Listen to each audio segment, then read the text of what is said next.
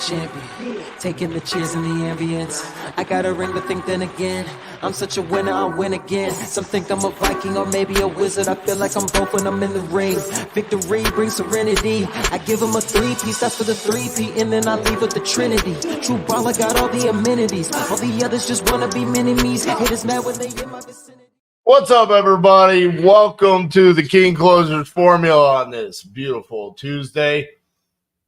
What a great day.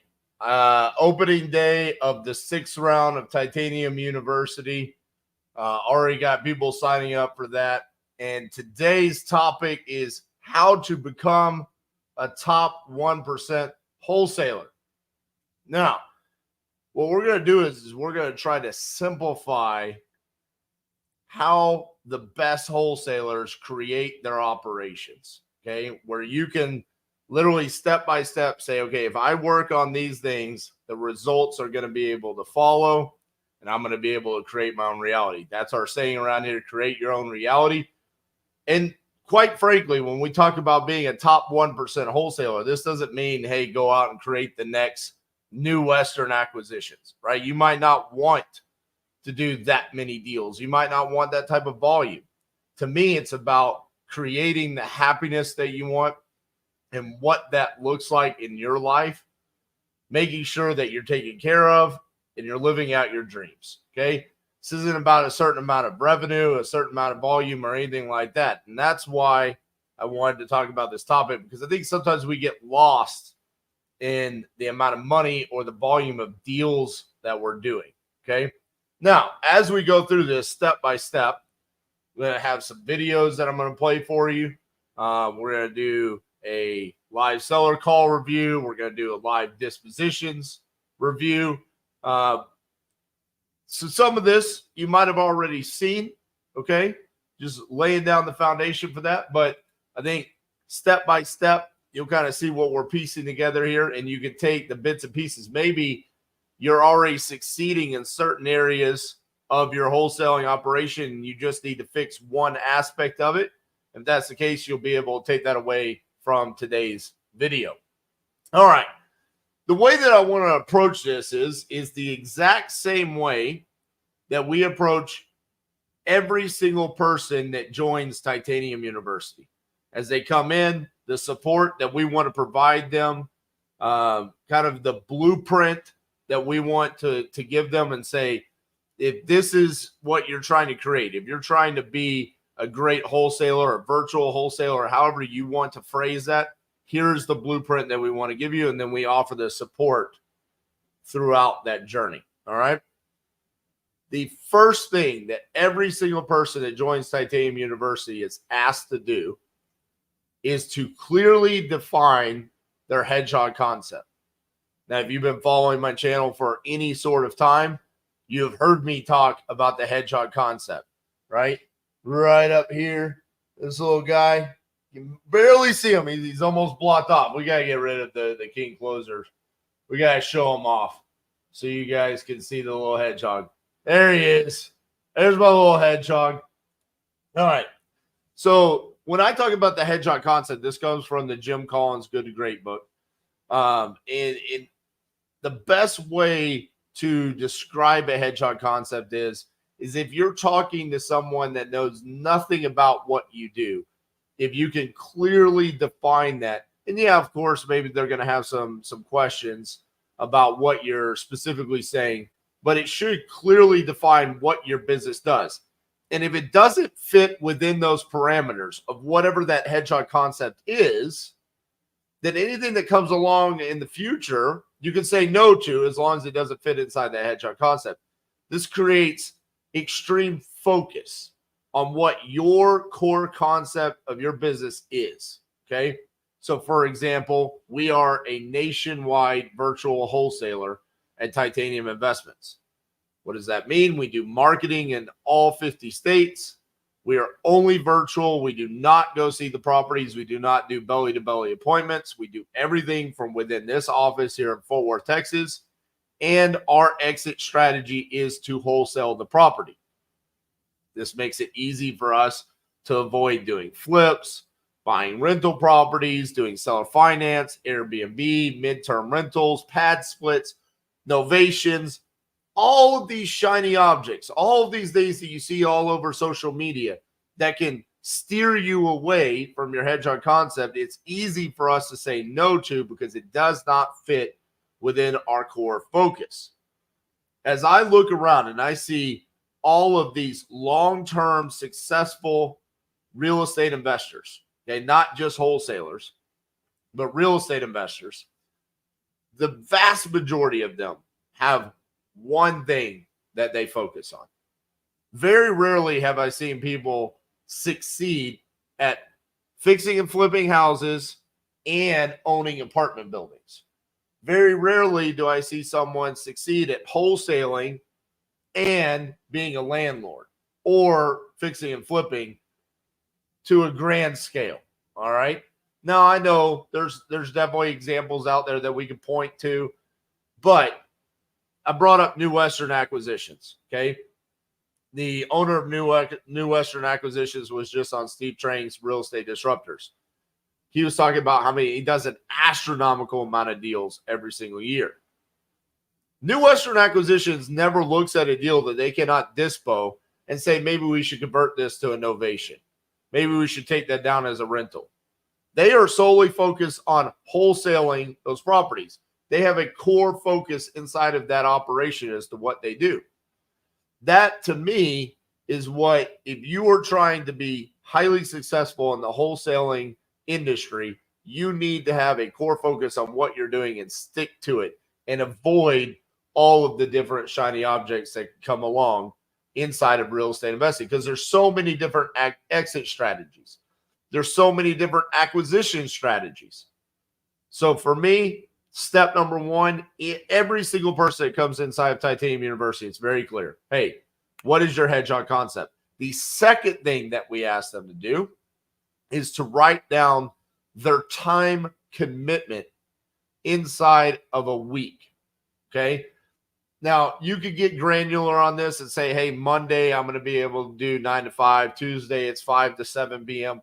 Whatever that is, there needs to be some sort of time commitment, because the majority of the time when you're getting started into wholesaling, it's not what you're going to be able to do full time. You're going to have like a W-2, a 9 to 5 that you have to work around, maybe another business that you own, whatever that is. There needs to be some sort of commitment to the effort and the time that you're going to take, because if you're not making that commitment, what ends up happening is you can fill the time with so many other things, like, hey, I'm going to get my CRM. I'm going to get all these systems in order. I'm going to buy this course. I'm going to watch this YouTube video. I'm going to listen to this podcast, all these different things without taking action. Okay. So for me, whenever I ask anybody that comes into Titanium University, give me that time commitment. What does that look like? This does not include the time that you are going to commit to watching modules, showing up to our implementation calls, showing up to get the support and the comp reviews and the live seller call reviews and all the different things that we provide when it comes to support at Titanium University. That's education. That's you becoming better. That's not the actions that you need to be taking. I'm talking about how much time commitment are you going to give to calling sellers, making offers, comping and underwriting deals, dispoing deals, doing transaction coordination. What does that time commitment look like? The revenue generating activities. What commitment are you going to give to that? Very rarely, when I talk to people, do they have that identified? Do they know exactly what they're willing to give to revenue generating activities? So step number one, create your hedge fund concept. Step number two, put down a time commitment to revenue generating activities and stick to that. Anything else that you need to do for your business outside of revenue generating activities needs to happen outside of that time commitment. A good example of this that I have shown you guys here on this YouTube channel was the most recent 50-day challenge. In 2023, I went live for 50 days straight. You guys know this. There was a time commitment that I made. It was 10 a.m. to 6 p.m. every single day. Anything else that needed to happen inside the business happened outside of those hours because it was not a part of the revenue generating activities. And then that's what led to the results that we got. It's what leads to the comments that I get on some of my videos where it's like, oh, this is a lay down lead. I posted a cold call close yesterday. Saw one of the comments, man, this is a great lead. This is a lay down. And I said, exactly. I agree with you. It was a lay down lead. All you have to do to get those lay down leads is pick up the phone and be consistent for 8 hours a day for 50 days straight, and you'll get 125 laydowns. That's all you have to do. This business is really not that complicated. It's pretty simple. I'm not saying it's easy, but it is a simple business. And with consistent action and making a commitment to taking that consistent action, you will see results. All right. The next thing is we need to figure out what systems we absolutely need to have in our business to be able to function as a wholesaler. And again, like I like to do most times, I want to simplify this for you. So I'm going to simplify it down to 2 systems that you need to be able to get started and to start to flourish in your wholesaling operation. One is a comping tool. Okay. I believe that you need some sort of comping tool to be able to succeed in this business. You can't just use a Zillow or Redfin or Realtor.com. Too inaccurate and just not reliable. And it's not giving us enough information like the mortgage history, the lien history, the owner's information, the legal description, stuff like that. There's value in having this. So for me, we've simplified it down. Okay. You can choose one of these 3 and you cannot go wrong with any of them. Number 1, PropStream. Number 2, Privy. Number 3, batch leads. Okay. Pick one of those 3, stick with it. For us, we do use all 3 of those comping tools inside of our business, but you could just have one and you'll be perfectly fine. The second system that you do need, one of my favorite topics, I normally give people a hard time when they ask me questions about this, is you need to have a CRM. You need to have a place that your leads are housed, there's statuses, there's notes, you can upload files to it. For us, we use Resimply. Okay? Make it real simple.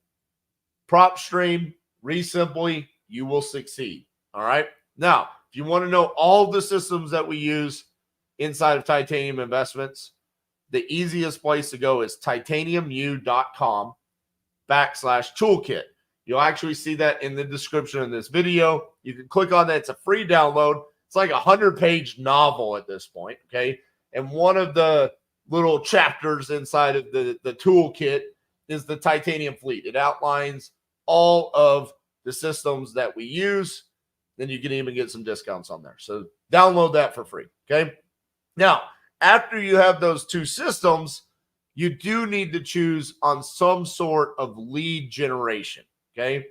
Now, there's this theory inside of the guru world that wholesaling companies are nothing but marketing and sales. Okay, I disagree with that.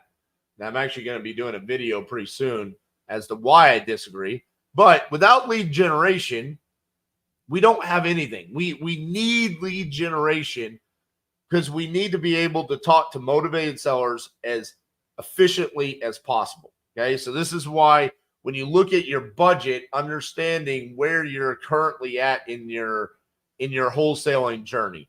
You might be early on where you have no budget and you have to do something like calling FSBOs, for sale by owners. Or you might have to do something with a low budget like signing up for REI Sift and doing the first to market strategy. If you don't know what that is, search first to market strategy on my YouTube channel. And I have plenty of videos with Tyler Austin explaining how to do that. This is for when you have no budget, okay? If you have a smaller budget, cold calling would be the next step.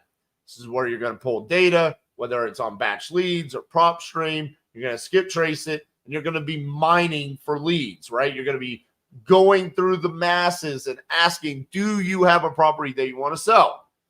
Again, those are for when you have no budget. Those are really inefficient strategies. The next strategy would be PPL, pay per lead. This is where we currently are in our journey, and I believe it's the best place that we have ever been when it comes to lead generation in our wholesale journey over the past decade. This is where you could go to places like Speed to Lead, Property Leads, LeadZolo, and you literally are buying the leads and you're paying per lead, right? So Speed to Lead has the coupon club. You can get as low as $29. Some people are grandfathered in for $9 a lead, right? $29 a lead. You can do the fixed price mode, which is exclusive leads inside of certain markets for $89 a lead, okay? Property Leads has a bidding system where you can be spending anywhere from between $55 up to $75 on nationwide leads, okay? You can't go wrong with any of these services, okay? We have success with each one of them. Regardless, you need to pick one of these lead generation tactics. As of right now, those are all of the lead generation tactics that we are using. Again, I want to simplify this and make it as simple as possible. The thing with lead generation is you just have to be consistent with it. The problem that we see is that someone will start cold calling, give up on cold calling, and go to first to market, then maybe close a deal and decide to do speed to lead, feel a little bit worrisome because their budget starts burning up and they go back to cold calling. They flip-flop around. You need to be consistent with the lead generation tactic. So for me, what I've always said is anytime you choose a lead generation tactic, make sure you have enough budget to stick with that for a minimum of 90 days. If you do not have the budget to stick with it without closing a deal for 90 days, then you're not ready for that lead generation tactic. Now, if you do have the budget for it, sign up for that, stick with it for those 90 days, and now we're going to move on to the important stuff, okay? When you are generating these leads, specifically PPL or even cold calling, right? Cold calling, someone raises their hand, maybe you hire a virtual assistant or whatnot. Someone raises their hand and says, I'm ready to sell. You have to be able to know how to navigate that conversation and talk to sellers. And you guys know I love this topic more than anything. You know, we do live seller calls, break down the closers formula. I'm very passionate about acquisitions. I've said it time and time again. Acquisitions is the heartbeat of a wholesaling business, okay? You have to be able to do this because without this, we have nothing to monetize. So acquisitions is the most important aspect of this, okay? So we're spending the money. You have to know how to navigate these conversations, how to talk to sellers. Now, my question to you is, maybe you listen to me talking to sellers, you watch these videos. Do you have anybody watching you talk to sellers? Critique what you're saying, your tonality, your body language, the questions you're asking or not asking. Do you have that support in your life? This is one of the things that we provide at Titanium University that I feel like is one of the most valuable aspects to what Titanium University is doing live seller call reviews where anybody inside Titanium University can record themselves, upload it, and I will go in and I will listen to that call. And I will one-on-one coach them throughout on what they did well and what they can work on. And it's not just a one-time thing. It's every call that you want done over and over and over again. Some people have submitted them 3, 4, 5 times. So for today, I'm going to give you an example of me doing a live seller call review on myself. One of the things that I've learned over the course of time is you can learn a lot about your closing abilities and your ability to ask the right questions or sit in silence or maybe where you mess up by watching yourself on video. Now, I will say we're going to watch this with audio. We're not going to awkwardly watch it without.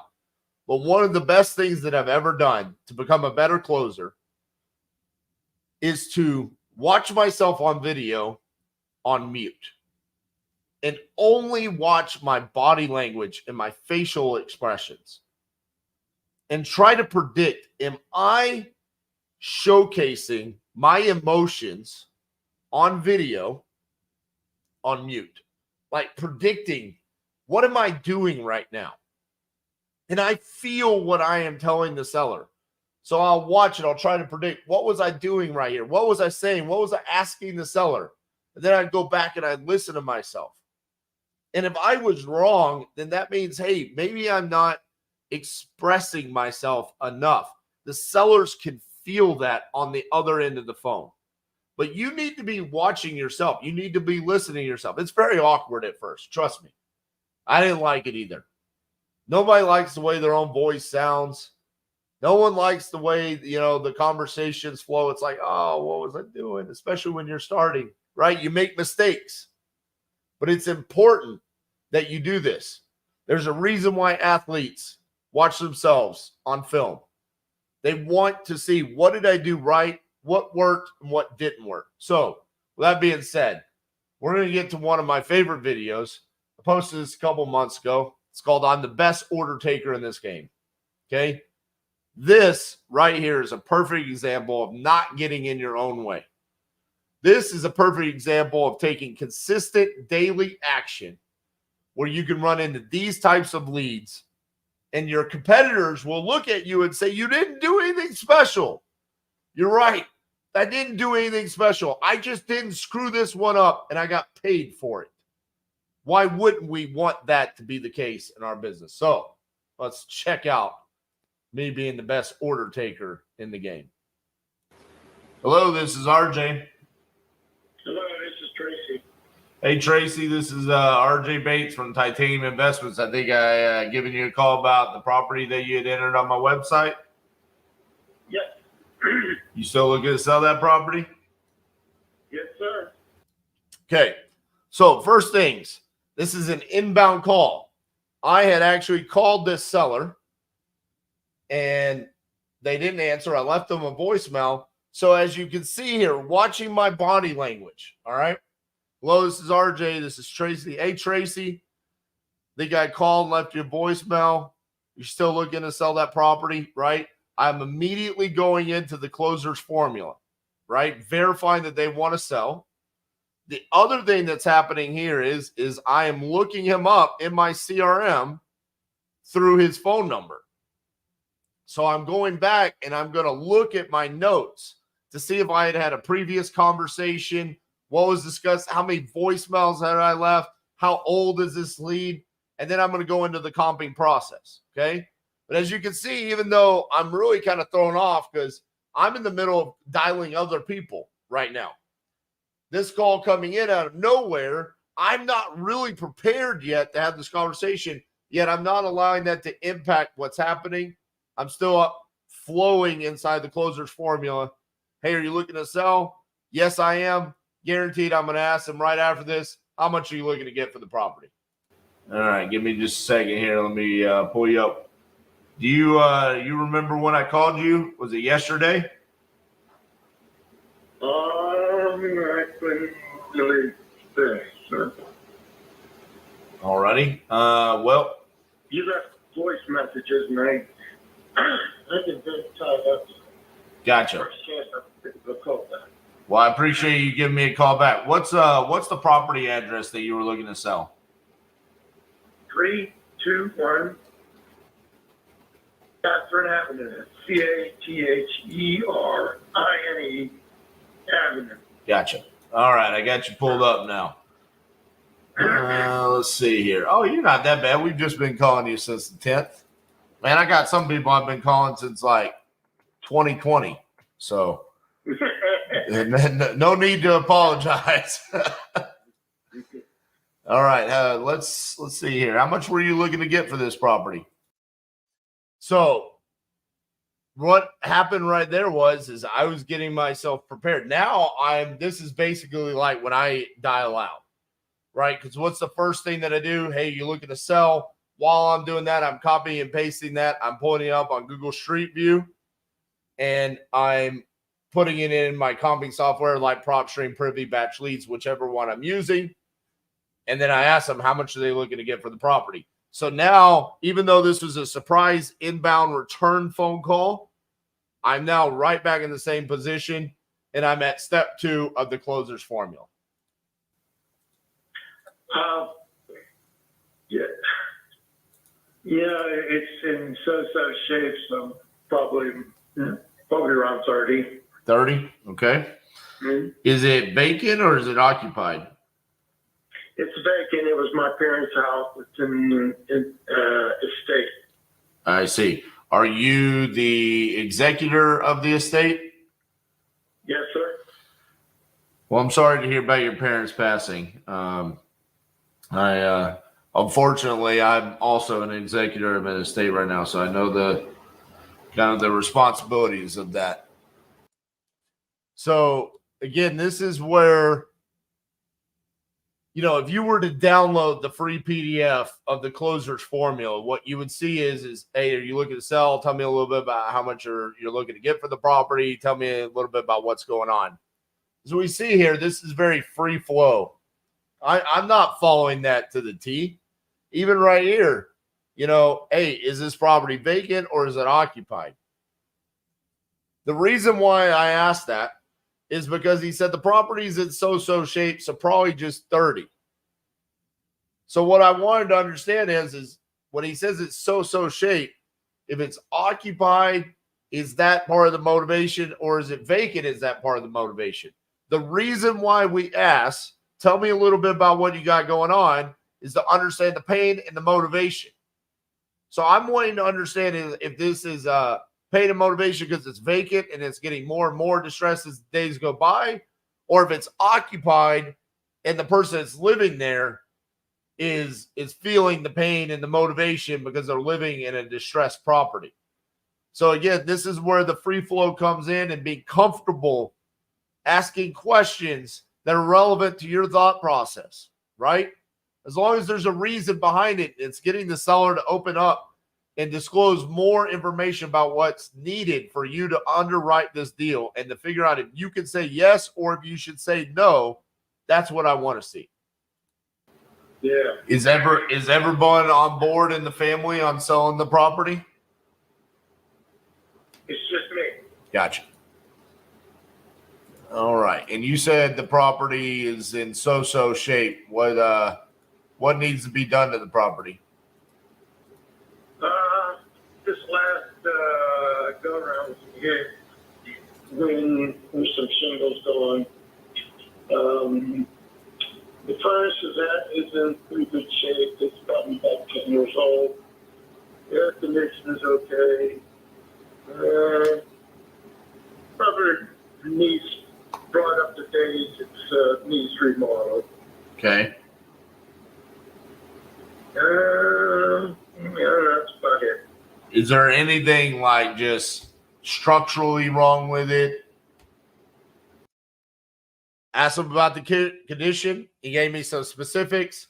Probably talked about 25, 30 seconds. Not a lot for us to make a $30,000 decision. So what do? I asked a follow-up question. Is there anything structurally wrong with the property? Like, give me more. Because I want to be an order taker. I want to say yes to the 30,000. I've probably got this pulled up and I'm seeing comps in the low 100s. So I'm feeling pretty good about this. But I want more information. The seller has to open up and tell us more. And the only way that we get there is through more questions. Or no, it's okay. Let's see here.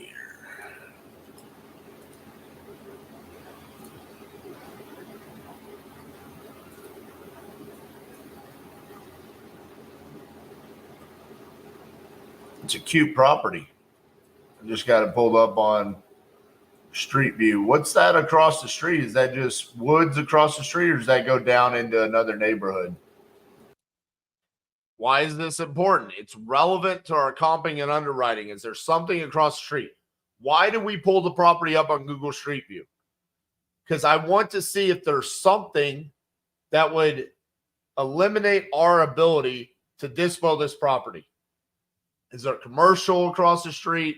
Is there a school? What are some of the other things? Railroad tracks, a prison, a nuclear power plant. Like, we have come across some crazy things.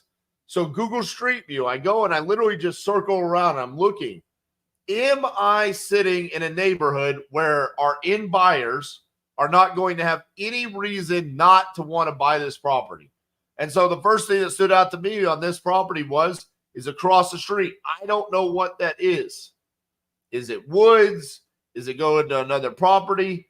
Who's the most knowledgeable about this? The seller. And again, what does that do? It gets the seller to open up and continue talking, which is what we want anyways. It's the huge house there with 4 apartments in it. They tore that down. You get out over the hillside, you'll reach another street. Gotcha.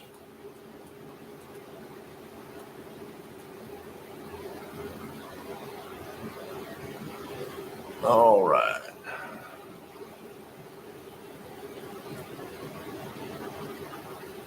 And the square footage of the property is 1440. Is that correct? Again, I don't have the information I gotcha. in front of me. That's probably correct. Could you hold on 1 second, please? Absolutely.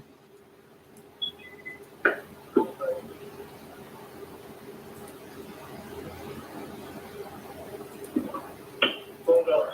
I can just supervise.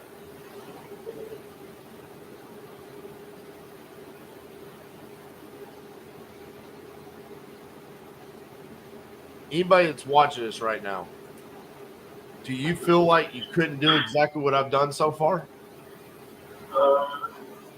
Nothing mind-blowing going on. Very simple. Very repeatable process. Sorry about that. No worries. I do know the house was built in 1897.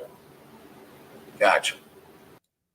Another thing I want you guys to notice, I have no problem during this phone conversation not speaking. Like the silence that I'm living in is that this is our right as the buyer. I'm trying to make a $30,000 decision on this property, right? That's what he wants from us. Is this something that I feel like as a wholesaler, I could assign for more than $30,000? That's all I need to be figuring out. Can I sell this property, assign this contract for more than $30,000? What information do I need? As of right now, I can tell you by the look on my face, the actions that you're seeing, I am going back and forth between Google Street View, PropStream, Privy, Zillow, everything that exists out there to try to figure out, is there a reason why this could not be assigned for more than $30,000? That's all I'm trying to decide right now. All of this other stuff that we try to figure out is irrelevant. That should be the end goal. And what are the 2 most important things for us to figure that out, right? We need to know the price. We know the price on this. Why does he want to sell it for this price? What's his motivation?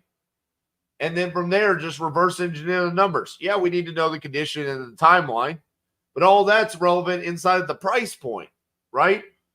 The price includes the condition inside of it, right? Does that match what we need it to be? So as of right now, it is my right to sit in the silence to make that decision. Do not be afraid to do that. And like I said, it's pretty structurally sound. It's got 3 bedrooms upstairs with a bath. Downstairs, we moved my mother downstairs, so there's the living room, kitchen, another bedroom area, and another bath. Okay. And there's a basement and an attic. Any issues with the basement at all, leaking or anything like that, or is it pretty sound down there? It's pretty sound.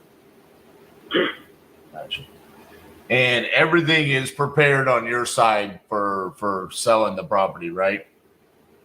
I haven't done anything. I didn't know what I'm supposed to do. I'm going through a law here, so he's going to guide me through all that stuff. I got you. So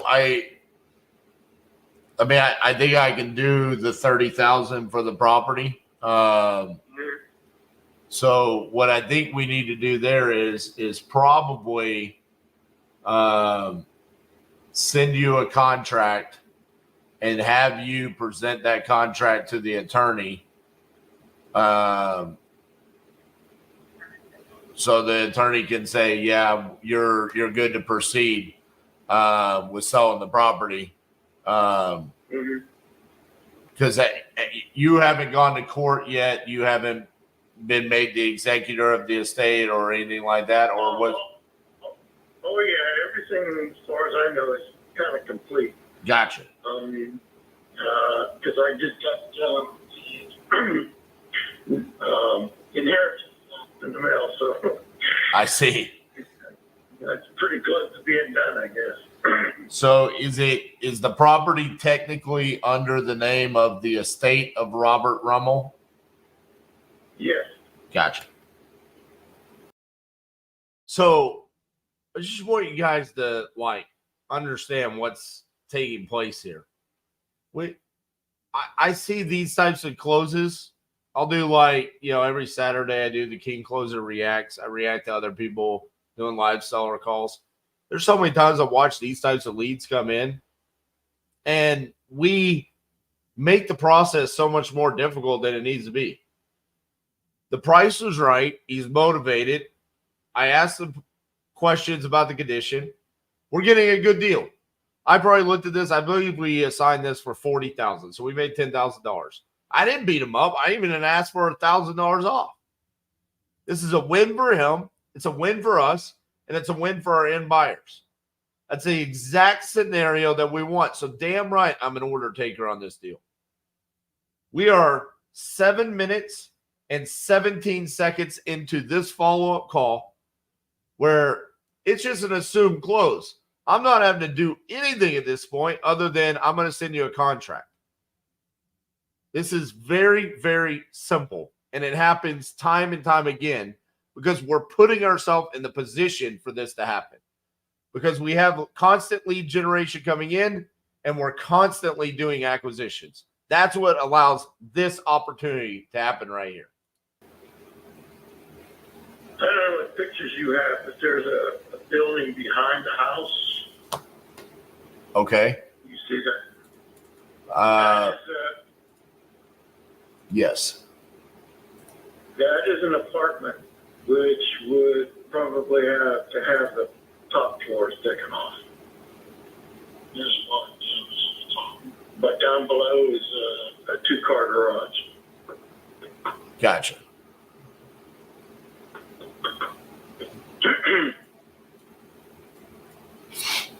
Okay. So what I think I'm going to do is I've got your email as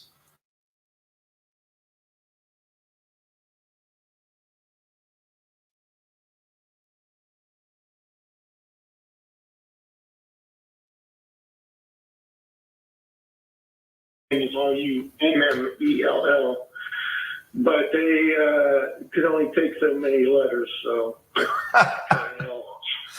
Oh man, what a pain in the butt I bet that is.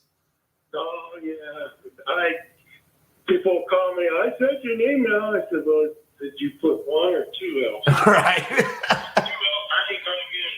You've probably said one or two L's more times in your life than you care to say. So. Yeah, you got that.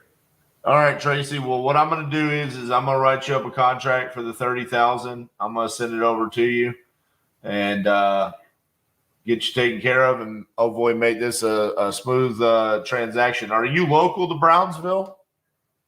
Yeah, I live in Brownsville. Okay, so after we sign the contract, the way our process works is we come in, we do our walkthroughs with our contractors, just verifying the condition of the property, making sure everything is the way that we need it to be. I'm assuming that we would gain access to the property through you, correct? Correct. Okay. I'll put that in notes. So I'll send over that contract for the $30,000. Are you okay with a 30-day closing timeline? That's fine. It's been vacant for about a year. Okay. Of course, the water's been shut off, and everything. So Understood. Well, I'll send that over to you right now, and then let me know. Do you have any questions before I send that over to you? Not this time. If I do, I'll call you. All right, Tracy. Well, I appreciate your time, and I'll get that sent over to you right now, okay? Okay, thank you. Thank you, Tracy. Bye-bye. Nothing complicated right there. Nothing complicated. Like I asked you at the beginning, I bet you every single person on here says, I could do that. That is what's happening inside of our community at Titanium University. I see Tyler Osborne is on here. I now go watch Tyler Osborne talk to sellers, and he uses his own voice, but he uses that blueprint, that formula right there, and is able to get deals all over the state of Ohio. Why the state of Ohio? Because that's his hedgehog concept. He has decided that he wants to be a virtual wholesaler in the state of Ohio. So he has identified, this is my hedgehog concept. He has a time commitment that he sticks to. He knows what systems he's using. He knows what lead generation he's using. In fact, I know his lead generation. It's property leads, and he's now starting speed to lead. That's his lead generation. I think he also has some BAs doing some cold calling for him, but that's his main lead generation tactics. And then he uses that blueprint, that formula right there, that order taking, super simple, what everybody can do. He's using that. Now, the next thing that you need to get really good at is comping and underwriting.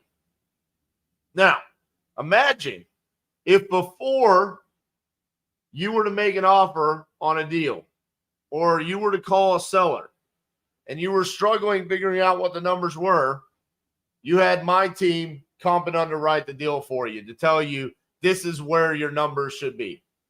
That's what people get at Titanium University. Any single person there can upload deals for us to comp and underwrite for them and say, this is what we see. This is what you should do. Now, for you guys, if you're not a part of that, we made it simple for you. We gave you something. Like I said, go to titaniumu.com/toolkit. Links down below. Inside the toolkit is the web formula, wherein buyers buy. Okay? Now I'm going to break it down for you real simple. What you saw me do, I've mentioned it a few times, but I'm going to break it down. First thing I do, go to Google Street View. Spin around. Is there anything going on? Is there anything I don't like about this? Is there any reason why my end buyers do not want to buy this property? Okay? After I verified that that's not the case, and I see that my property looks just like the surrounding properties in the comps, put it in the prop stream, privy, batch, whichever one I'm using. First thing I do, I change the distance of my comps from that property to a max of a quarter of a mile, 0.25, okay? And then I'm going to look at square footage, bed and bath count, year built, lot size. I want all of those to be as close as possible. The closer I can find to it, the better. And then I'm going to look at the pictures of those comps to see, was this remodeled or was it still distressed? What did it look like? So I look at the property that sold for the most, and I looked at the property that sold for the least. What is the difference between those? Again, with similar size, bed and bath count, year built, and lot size. So I want to see two 1980 builds that are 3-bed, 2-bath, 1,500 square foot. What is the difference between the highest and the lowest? Pretty consistent. What you're going to see is one is a flip, remodeled, one is still distressed. All right. This is easy for us to determine what the after repair value is. Then we ask the questions in regards to the repairs. What's the condition look like? Essentially putting like a price per square foot for updates to get us to where we need to be.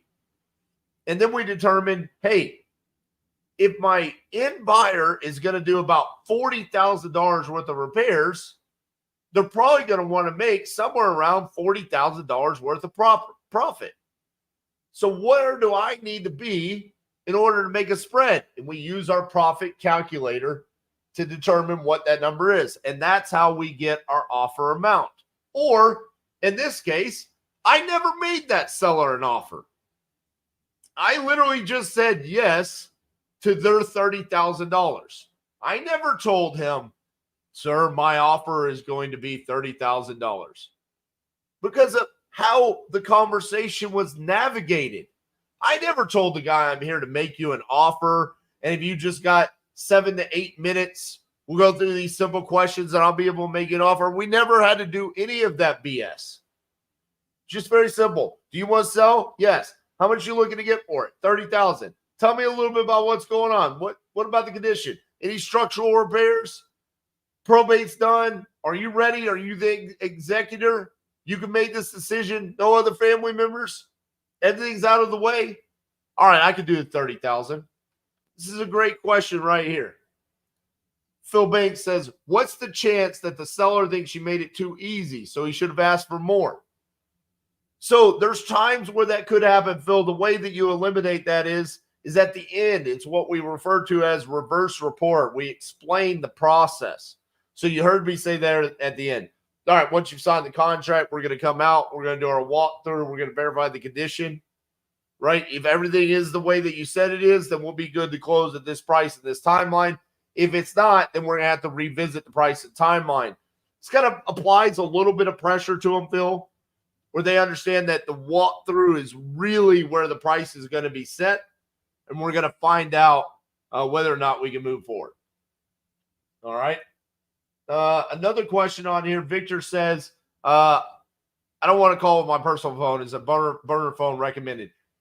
As long as you can receive inbound calls from voicemails left, I don't care. Don't use Google numbers. I don't like that where it's like, this is a Google number subscriber. What is your name? Like it screams wholesaler. Just make sure it's easy to call in and out, and they're not alarmed, Victor. There's another question. Justin Smith. Justin, if you're still here, this is absolutely the video for you. I'm simplifying as much as I possibly can for you. You're lost. You don't know where to start. So many different directions you could go. Simplify it. What do you want to be? Nationwide, local, city, county, zip code, wholesaler. Decide on that. Okay? Get you a comping tool. Get you a little CRM. In fact, you don't even need a CRM right now. You can just use a spreadsheet. You're just getting started. Okay? Just something where you follow along with what you're doing. Put a time commitment. 2 hours a day, I'm going to talk to sellers. Get you some lead generation started. Okay? Whether that's PPL, cold calling, whatever it is, some sort of lead generation. Start picking the phone up and talking to sellers. Download the King Closers Blueprint down below. It's free. Okay, download it. Watch my videos. Mirror what I do. Guaranteed, Justin, if you just watch what I just did with that seller, you could do it. Every single person could do what I just did on that phone call. Okay? Now you know where to get started. Where can I get all market value assessment for the higher prices of the land? I mean, you comp it on PropStream, Privy, Batch Leads. That's where you get all of the market value assessments. That's what I'm saying. That's the first thing. That's like the first system that you need is a comping software. All right. So we know how to talk to sellers. We know how to determine where end buyers buy, okay, which is vitally important. The next thing is now you've got that property under contract, okay? Now, you need to have transaction coordination. I'm going to make it super simple. Outsource it. You do not need to be a professional transaction coordinator, okay? You don't. Personally, we recommend Easy REI Closings, titaniumtc.com. Just go there. Hire them. Let them deal with it. Focus on acquisitions, dispositions, getting better at that. So the next thing that I'm going to bring up here is a video of me doing dispositions. All right. Now, on this video, you guys might have seen this previously. I'm going to come in and out. I'm going to let it run for a second. It's a fairly lengthy call, but I want you guys to understand something. My ability to navigate this conversation is not because of some skill that I was born with. This was through reps of talking to buyers and understanding what I am doing. This is why I am adamantly against this theory that wholesalers are just good at marketing and sales. You have to understand how to talk to your end buyers.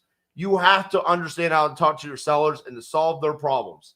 In this scenario right here, I have a very lengthy conversation with both a realtor and an end buyer about cash flow, equity, gaining equity through rehabbing the property. The reason why I'm able to do this is because I understand what we're doing. This is a skill set that was developed through reps of becoming a better wholesaler and understanding what we do, because I made a commitment to becoming a top 1% wholesaler by doing it day in and day out full time without falling into shiny object syndrome, even though I have at times, okay, avoiding that over the course of time. And now a decade has passed. Now I'm able to have this conversation. I'm going to come in and out on this one. If you guys have questions, drop them in the chat. I'll come in and I'll answer them. But enjoy this presentation of me doing live dispositions. Warning, what you're about to see in this video might be, that was such a good idea the way I had it set up, and I messed it up. I should have done better. Hold on. I will get this figured out here in a second. There we are. Fast forward. Now we're good. Proof that we're live because I messed up. Have you talked to her about coming out? Because I cannot make that work on my side. Back up. Amateur hour over here. I think your client had placed an offer on the Livingston Avenue property earlier today. Yeah. So you guys came in at 70, right? Well, 67.5. 67.5. Okay. Because I told her I wanted 2,500. Yeah. So she's at 70, but she's paying me. Right. Have you talked to her about coming out? Because I cannot make that work on my side. Yeah, I didn't know, what it was looking like, how many other people you had looking. It's bad. It is what it is. It's the property. She's got many properties throughout the city. Right. I mean, I hear that, but I mean, that $10,000-$12,000 difference that's a deal breaker for us. I don't know that it moves the needle that much for her on the backside potential of what this property stands on. I mean, I'm looking at what, $3,600 a month in rent rate on it, quite a bit of equity that could be captured there with improvements. And as far as other people, I mean, I do have other people.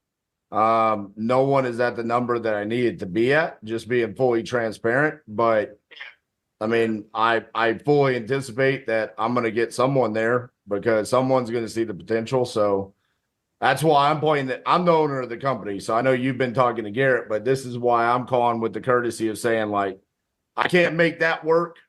If you guys want to have the conversation about it and see if we can get closer to the 80, but that's pretty much where I'm going to need to be.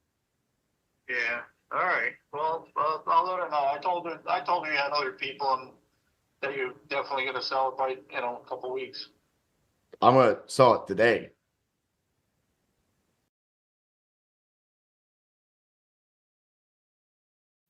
So the first thing I want you guys to notice there is this realtor is trying to get off the phone.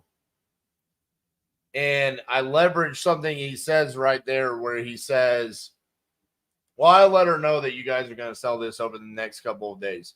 This is something that I've learned from Nick on my team. Scarcity and urgency is vitally important. I actually was slightly concerned. This is a property in Albany, New York. These buyers had gone out and they had bought the property. They had seen it. However, I was not 100% certain that I was going to be able to dispose of this property that day. Eventually, yes. However, I cannot allow this buyer to think that he can just sit. I need to find out. I need to get an answer. It's my job to get an answer of what price are you going to be at, and I cannot allow him to get off the phone until I get him at a price that I can be accepted. Like I can accept. Right now, the price that they were at is less than what I have the property under contract for. So I need to get them up on price. Okay. They've already made an offer. They've already bought the property. They came in significantly lower than what we were asking. So this is just pure conversation, how to navigate a conversation, how to talk to your end buyers at this point. And the way that I get them to stick here is through a little bit of scarcity and urgency, and then also through educating and asking questions like, I don't understand what you guys are seeing in comparison to what I'm seeing. So I want you guys to just pay attention to that as the rest of this conversation is navigated. Oh, you saw it today? Someone is going to buy it. I mean, I got to go watch the NBA finals, so I'm planning on having this thing done in the next hour or so. I mean, I'm voicing the phone calls that everyone has seen the property, and I'm letting y'all know, like, hey, this is where it needs to be. If we want to do this, let's figure out a way to make this work. But I mean, I can't. I just, like, legitimately, I would be paying to wholesale the deal to you. Well, you gotta talk to the owner and just say, hey, I've had 6 people in there, and they're all offering me 30,000-40,000. You got to come down on your price. Yeah, but to be clear, I already have people that have offered more than you guys. They have not offered 80. So I already have people that have offered in the 70s. So, I mean, I'm calling and saying, hey, realistically, I need this to be pretty close to 80.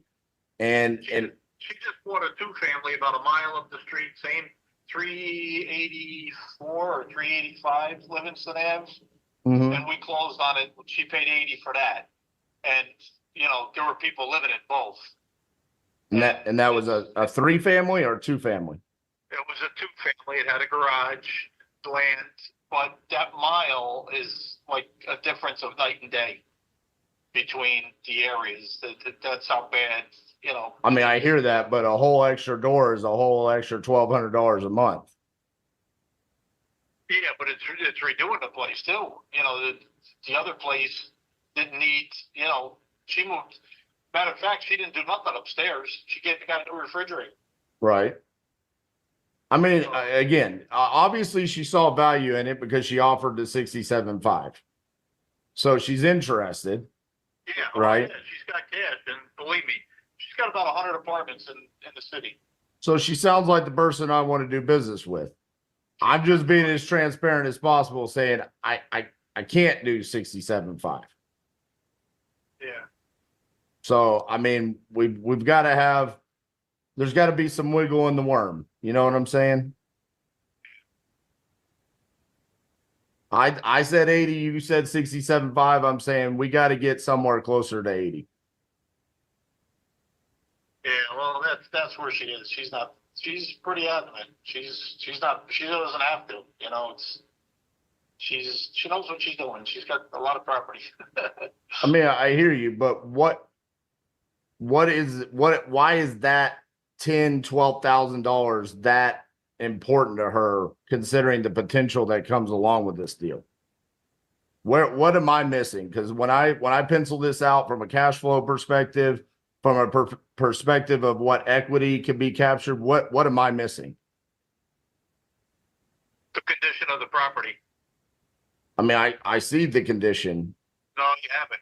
The condition is really bad because I looked at your pictures, and when I got there, it's night and day. It's night and day. I couldn't even get to the roof. The door was locked. They had a cable on it. You could push it about 8 inches. I pushed it 8 inches, and you could see the door was open, but it's in bad condition. I mean, it's gonna cost you about $100,000, if not more, to get all 3 of them apartments up and running. So it would be a 2% rental. That's amazing. You're all in at 180 and you're getting $3,600 a month. That's that's up to her. She's the business person. I mean, I'm a real estate broker, and it's just, I wouldn't touch it because I'm not going to pack my gun to go collect rent. yeah, but I mean, you said she has 100 apartments there. I mean, that's what. She does, and she's black. I'm white. She fits right in. Matter of fact, she pulled the truck over, and 6 people came up to her. How you doing? What's going on? Right. Well, she was there 10 minutes before I was, and telling me about the neighbor and the guy down the street. Believe me. Well, can you do me a favor? Can you just call her and tell her that this is where we need to be and what is? She's at 70, but like I said, I wanted something because the last deal I sold to her, I got fucked. Basically, instead of being 5%, I did 4%. She found out that the electrical was shot on the place. Well, I got my contractor to go over, fix the electrical, and then the seller was balking that he was only going to pay half. And she said, I'm out of the deal. So for me to keep the deal, I even gave up more. I gave her back like $1,500 at closing. So here she is buying the place, and I'm giving her $1,500. I think she made what I made on my commission, and I just said never again. She got me once, but she's got the money, and she didn't have to pay it. She was buying it. The seller was paying the commission. Right. Well, I have no problem protecting you and making sure you get compensated. Well, that's the only way, because she said 70. I said, well, I got to get my cut. So my cut was be 2,500. So basically, her offer is 67.5. If I wasn't in there, she'd be offering to 70. But I didn't want to give her your name and number. Then I'm out of the deal. Then where am I? Where I was the first time with her. Well, that's what I'm saying. But it sounds like you're the person she trusts. Sounds like you've got pull with her. Yeah. You want to get paid. I want to get paid. And we've got a bridge that we've built for her. It's a 2% rental when she's done. That's a good deal. Get her up to 80. You get your 2,500 and I get my cut. She's got the workers. She's got the doors, not me. Well, that's what I'm saying. Maybe 10. She's got over 100. I saw her key ring. That's what I'm saying. Just give her a call back and say, hey, the only way we're getting this one is 80. See what she says. I dealt with her I showed her many properties, and I kind of just told her, I says, from now on, you're going to have to pay me because I'm not going to run around the city of Albany opening up doors I'm not getting paid because you're not buying nothing. I hear you. I'm saying you get her to 80, you get to 2,500, and then we get the deal there. She ain't going there. I'm telling you. I know her, Over 10,000. She's willing to walk away from a 2% rental in a town that she owns 100 doors in. Yeah. Over 10,000. That's like, dude, I've literally done over 2,000 transactions, and like majority of buyers that own that much don't trip over that much of a price difference on this type of equity capture. You got to see the property, it's no lie. It's gonna cost $10,000 just to get rid of this stuff in the place. You got a vacant car on there. You got every apartment's got it's a hoarder house. I mean, it's going to cost you $10,000 just to get rid of the stuff. No way. No way. No way. Is there any way that you could just call her on three-way and let me pitch it to her? I don't need to know her name. I don't need to know her address. I don't care. I just want to get the deal moved. Yeah, man. Is that possible? I don't know. Bro, come on. Don't you want to get paid? Well, yeah, I want to help her out too. I'm the guy she's going to. She's going to buy a house. It's just, I put it to her. It's like, my the 10,000 doesn't move the needle that much. Well, it does with this house because it's what the house needs, man. You're all in at 180,000 and it rents for 3,600 a month, and there's still equity. The house isn't worth 180. What when it's fixed up, It'll be close. it's at least 230. It doesn't. It says 3 family, but there's 3 electrical boxes, but there's not 3 heating systems. I don't even see a heating system on the basement. I saw 3 different panels, but I don't know if somebody was jacking power off of one, but there's really no heating system. There's 2 heating systems, for the second and third floor. I mean, okay, so now is the debate that it's a 2-family, not a 3-family? Well, that's it is what it is. I don't know. I didn't do any research. You guys sent me an email, and I said, hey, looks like a decent price, decent area. She bought a house there before. I'm going to go take a look at it myself. And I called her up. She says, well, can I come with you? I said, yeah, you might as well, but I'm signing a buyer broker. You're going to, I'm not taking people around and not getting paid no more. Okay. But I mean, it's a 3-family. I mean, that's on county records. I mean, if it doesn't have a heating unit down there, I mean, that's what investors do. They improve properties to capture equity. It's on paperwork down at the city that it is a 3-family? Yes. Right. Everywhere you look, it says it's a 3-family. Okay. Well, it said that nobody's lived in both of them properties for years, right? It's just In one guy the lives second and the bottom unit, those have been vacant, but the top unit has been occupied. Yeah. And to be honest with you, I don't know how. I mean, I don't know how that guy was living in a place like that. It's just, dude, it's bad. I mean, the toilet was rocking.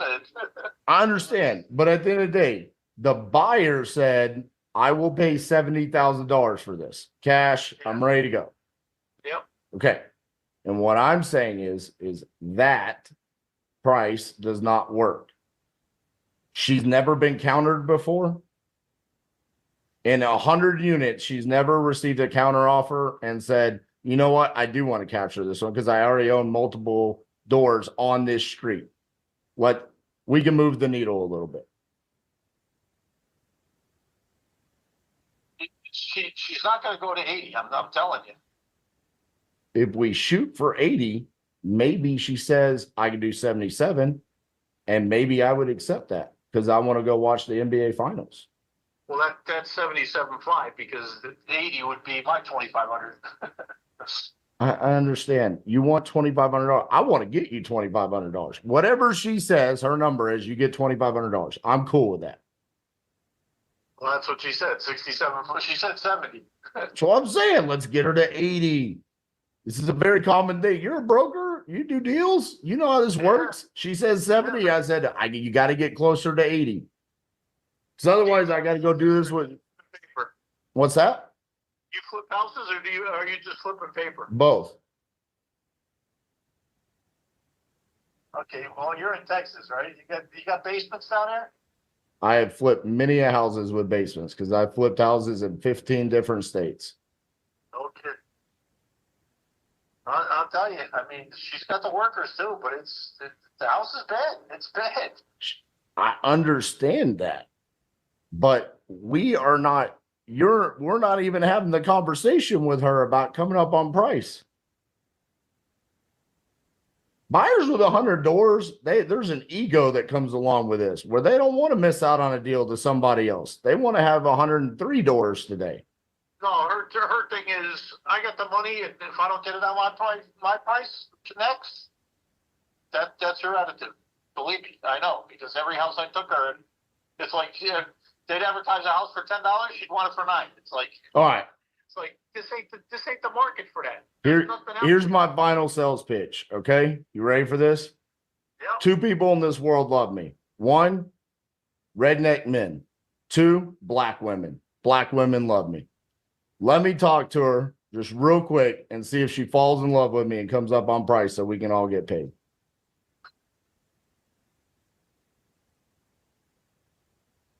You're gonna have to sign a buyer broker with me. Dude, you're calling her on three-way. I won't even know anything.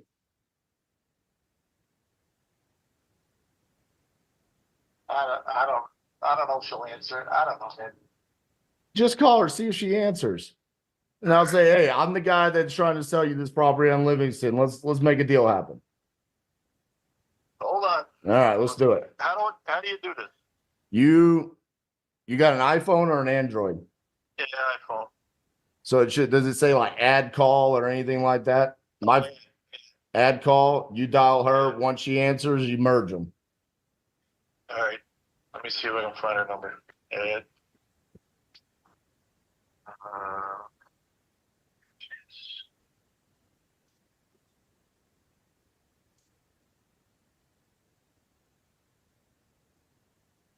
Shawnee, I'm mad at you. Shawnee said it's a lie. I can confirm that that is not a lie. I've seen it for 17 years. It's true. It's a fact.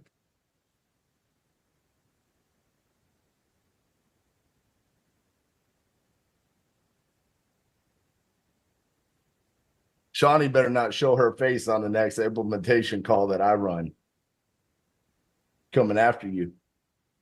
He loves you too. She's just talking. She said you cute, but he didn't mean like that. But they love him. Shawnee said, you cute, but damn. Love, Shawnee, I love you.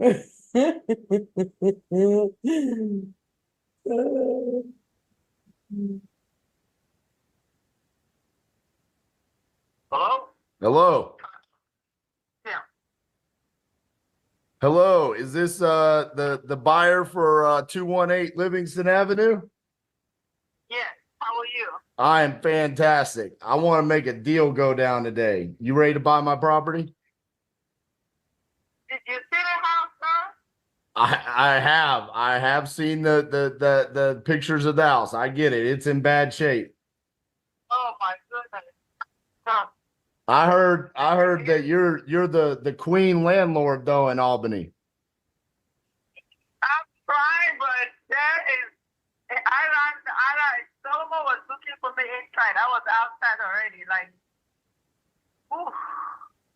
All right. So you're at 70, is that right? That is like swimming right now. Okay. And I'm at 80. And I need you to come a lot closer to me. Is there any wiggle that you can get closer to me? Honestly, you can ask Solomon that just cleaning alone before you look the heat is not working. It's a whole lot, and the place is total gutted. New kitchen, new bath.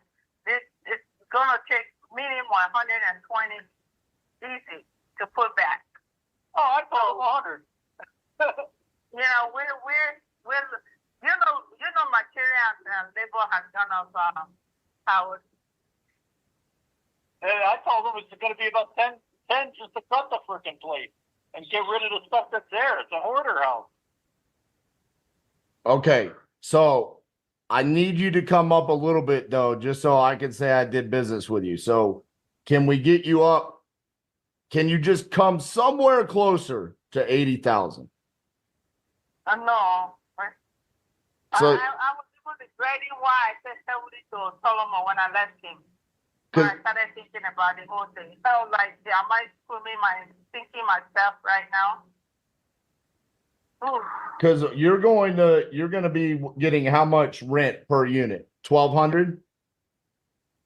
Not the rent right now. Did you see the new law that just passed in Albany yesterday, 2 days ago? No, I did not. Albany anti-landlords all over now, everywhere.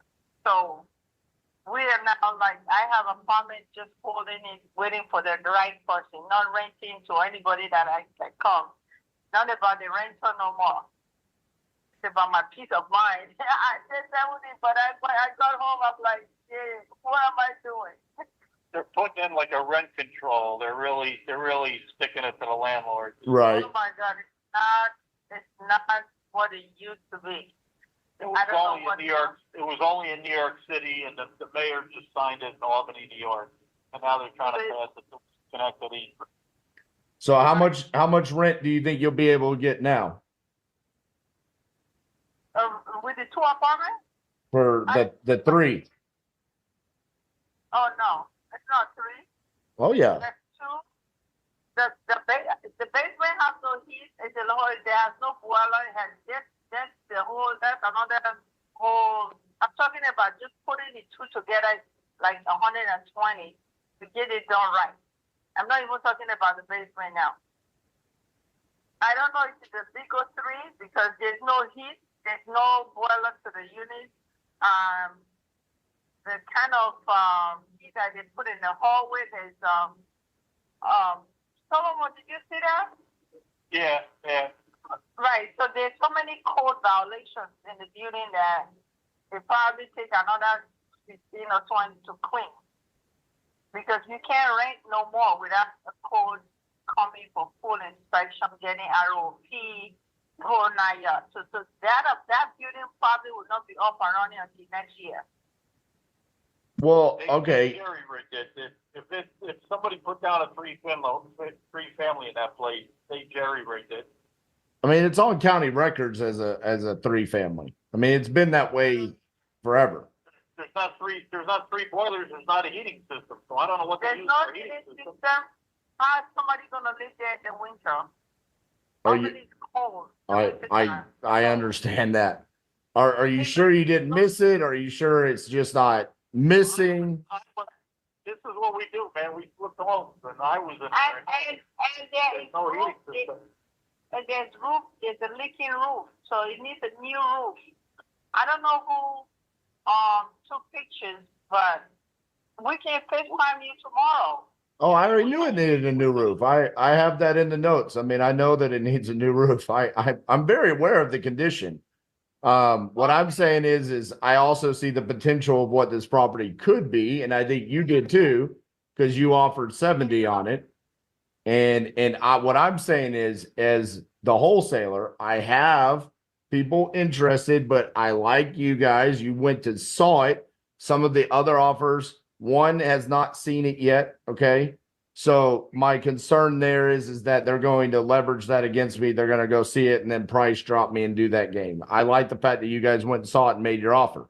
Unfortunately, in order for me to sell it at the offer that you're saying right now, I would have to write you a check to do that. And I'm in the business of making money, just like you're in the business of making money. So what I'm asking is there, can you come up on price at all so you can get the potential of this deal that you're seeing? Because I'm not asking for a lot. I'm asking for you to just come up a couple of thousand. What are you asking? 200 more? Preferably, I'd want you as close to 80,000 as possible. Oh. Well, so you can't tell me what you're talking about, because right now I was in my head saying, why did I tell Solomon 70? I was gonna say 60 when I left him, after I processed what I had to go through. You can ask him. I was washing myself down with sanitizer, running out of the place. My skin is still crawling just going in there. But that's what you do. That's you're the person to fix that. That's what you do. Just like I've flipped many houses. When we got to walk into houses that are full of cat pee, poop, cockroaches, all that stuff. More deal, because this is like I'm going in at a loss. I'll tell you this: you buy this deal from me, and I will bring you every deal that I get in Albany, New York. But I need you at minimum at 77,500.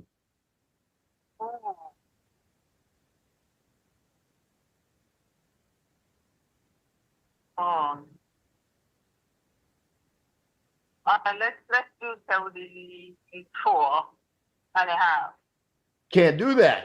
I can't do that because I gotta take care of your broker, and I got a kids that eat. You've had kids. Have you had kids? I have kids, and I'm a single mother of 3. So you know how much they eat. You've got to own 100 doors just to feed them. I went to Walmart. Walmart of all places. All I bought yesterday was fruit and invaluable. I paid almost $98. That's what I'm saying. That's why I need you to come up to 77.5. So your guy can get paid, I can get paid, and I can feed my kids. That's all. And then I can go watch the NBA finals. That's it. Go Mavericks. I just want to eat dinner. You want to go watch the NBA finals? So you do it better than. It's $3,500. That's not a big difference. You said 74. I said 77.5. $3,500. That's baby. That's nothing. All right. So let's cut it 35 and a half in half. One side to.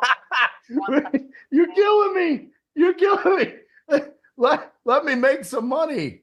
I said I'll bring you every deal that I get in Albany, New York. I won't even call the other people. I just come straight to you. Well, I got to go through your guy here. I can't skip him. I promised him I would not do that to him. So You also know I'm a serious buyer. I have to deal with the week, so I'm not bullshitting. He knows me, and I know him. So we are just buyers. all right. So 77.5. No. Let me do the math. We'll do the math. You do it.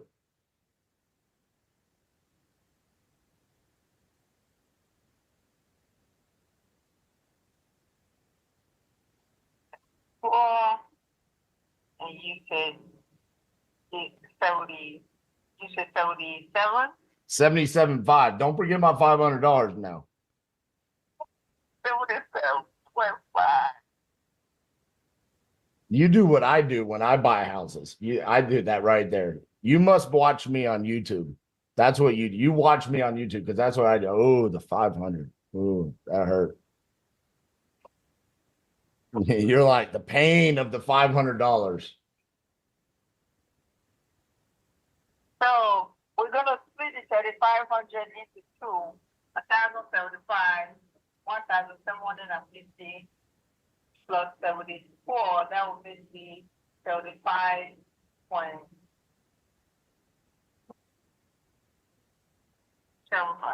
Okay. Miss Queen Buyer, earmuffs. Okay, you can't listen to this. All right. This is just between me and Howard. Howard, will you take a $500 price cut since she's cutting me in half? Sure. All right. Miss Queen Buyer, are you ready to buy now? How low did you kick me to the curb? You said 75.5? 75.7? 75.5. I think you just whacked me another couple hundred. All right. 75.5. Because you got to buy more fruits. And I'll see. I guess my kids are gonna eat ramen. All right. Very good. So that's not true. All right, Howard. What's that? I said, we nobody had what you did their ramen. Just notice. All right, so Howard, here's what I need. All right, so the rest of that is just me getting emails and sending the assignment and whatnot. Point in me sharing this in today's episode is this part of the business is probably the least talked about aspect of wholesaling, the disposition side, how to have conversations with your end buyers and with investors.